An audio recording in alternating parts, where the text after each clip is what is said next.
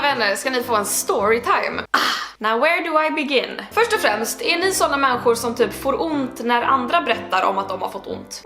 I så fall kanske ni inte ska titta på den här videon. Jag tänkte berätta om någonting som hände för lite drygt en månad sedan, på den 1 april. Självklart hände det på den 1 april. Och jag har nu funderat i en månads tid om det här är någonting som är värt att lägga upp på YouTube. Det är konstigt, det är skämmigt, pinsamt, det är intimt och det är fittigt. Bokstavligt talat. Jag vet inte vad mer jag ska säga riktigt. Vi kör bara.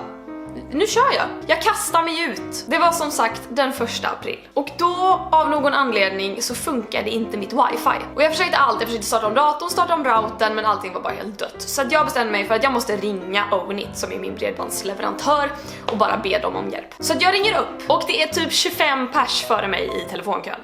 Ja, jag har ingen bättre för mig. Jag sätter på högtalare på mobilen, kan jag gå omkring och göra lite saker istället. Jag får vänta i kö helt enkelt, det kommer att ta en timme. Så att jag börjar liksom så här gå omkring och göra saker här hemma. Jag typ lagar frukost, käkar frukost. Jag plockar undan lite, börjar städa lite. Och sen så ser jag mina kettlebells stå i ett hörn. Och får feeling. Jag har liksom inte gjort mig i ordning eller duschat eller någonting, så att jag bara... jag kan träna lite då. Och för er som inte vet vad en kettlebell är, så är det såna här tyngder som man kan träna med helt enkelt. Jag har tydligen blivit en sån som har vikter på golvet hemma. Börjar oroa mig. Ja. Så att jag börjar lyfta kettlebells helt enkelt. Och då finns det olika övningar man kan göra. Det finns en där du ska så här svinga den upp och ner så här. Sen finns det en annan övning där man ska hålla den lite på sniskan så här. Och sen ska du svinga upp den och vända på den i luften. Så att i en sekund av bara tankspriddhet och oförsiktighet så rycker jag upp min kettlebell med all kraft jag har, så att handtaget åker upp mellan mina ben. Åh, hej! Fast jättesnabbt och jättestarkt. Hej! Jag tror att min första tanke var... åh nej. Ni vet när man slår i en tå i en dörrkarm. Ni vet den här känslan av, nu kommer det göra ont. Sen så blir det någon sån här form av stegring liksom. Att det gör ont och sen gör det ont. Och sen så är man på toppen av den här och bara... och sen så är man på den här toppen i 2 sekunder och det är så plågsamt ont. Men sen så börjar det dala igen. Förstår ni den här känslan? Att dra upp en kettlebell i sin fiffi, det var så... varför skrattar jag? Det är hemskt. Det var som att det började här och jag bara visste att det här kommer göra ont. Och sen stegrade det. Och sen kom man upp till sin absoluta högsta jävla smärtgrad. Men så stannade det där planade det ut och liksom bara fortsätter. Så att jag står liksom dubbelvikt med båda händerna liksom kupade om mitt underliv och bara... jag har aldrig varit med om en sån smärta. Och bara det gör så ont. Kan det sluta göra ont? Till slut bara faller jag ner på marken i fosterställning och bara... det måste sluta göra ont. Så jag liksom ålar mig fram till min frys och så på något sätt lyckas jag fippla fram ett glasspaket som jag sen sätter mig på. Och så sitter jag på det här glasspaketet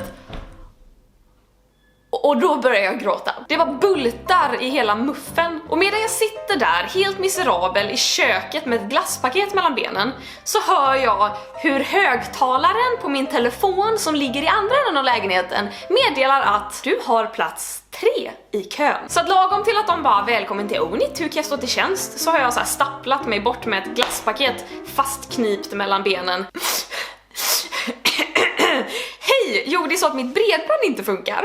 Pratar i telefon, löser problemet. Och när jag har lagt på så bara så här, jag lägger mig bara raklång i soffan och bara, tänk om jag har förstört någonting. Alltså tänk om jag har brutit någonting. Alltså, nej men ni vet så alla konstiga tankar bara kommer upp. Så jag bara, nej men jag måste ju se hur det ser ut i alla fall. Så att jag ligger på rygg och bara lyfter lite på troskanten och tittar in. Och det är blodigt. Okej.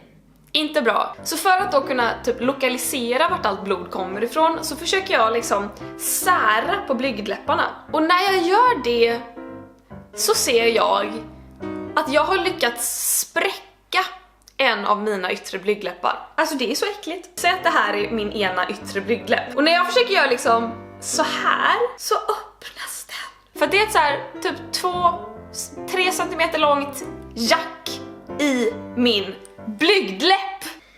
Det är bara kött, alltså vad äckligt! Hej, dagens andra chock. Min ena blygdläpp har spruckit på mitten.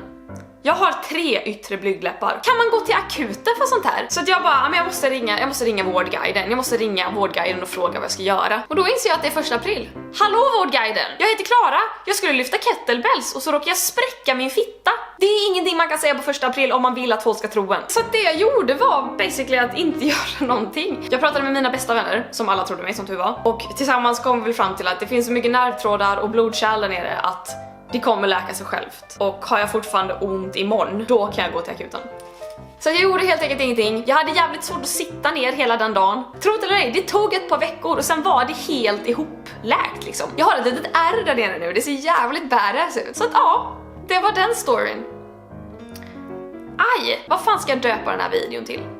Jag spräckte fittan! Vad kan jag ha för titel utan att alla tror att det är clickbait? Clickbait. Fitbait. Hejo! Herregud, nu vet ni ytterligare en sak om mig som ni antagligen inte borde veta. Tänk om jag hade haft en kuk istället. Tänk om den hade skurits av. Nej men fy! Nej men nu måste vi sluta den här videon innan vi blir alldeles för upphetsade. Det var allt jag hade för denna veckan. Tack för att ni har kollat och glöm inte att prenumerera. Skriv gärna en kommentar också för då blir jag jätteglad. Ni får ta det vackert och så ses vi precis som vanligt nästa vecka. Hej då!